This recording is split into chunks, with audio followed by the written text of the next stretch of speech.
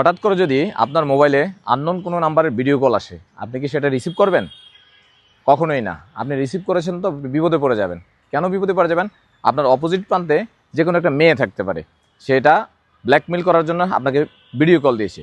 তো আপনি যখন ফোনটা রিসিভ করবেন তখন দেখবেন যে ওই মেয়েটা একটা অনভিপ্রেত একটা অবস্থায় আছে, অর্থাৎ তার অবস্থা তেমন একটা ভালো না। যেটা আপনি যখন ফোনটা রিসিভ করবেন আপনি দেখবেন যে ভিডিও কলে ও আপনাকে অনেক কিছু দেখাচ্ছে। অর্থাৎ এর অর্থটা কি?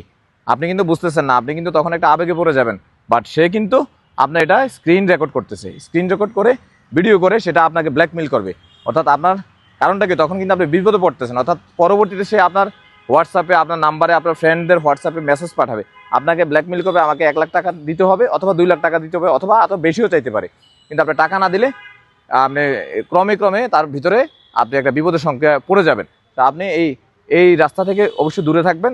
হঠাৎ করে আননোন কোনো নাম্বার থেকে কল আসলে এটা রিসিভ করা যাবে না, বিশেষ করে ভিডিও কল তো রিসিভ করাই যাবে না। অর্থাৎ আননোন কোনো নাম্বারে কোনো লিঙ্ক আসলে, অর্থাৎ এটা ফিশিং লিঙ্ক থাকে, এগুলা এই লিঙ্কগুলো কখনো আপনি ক্লিক করবেন না। লিঙ্কগুলোতে ক্লিক করলে আপনার ফোনটাও হ্যাক হইতে পারে।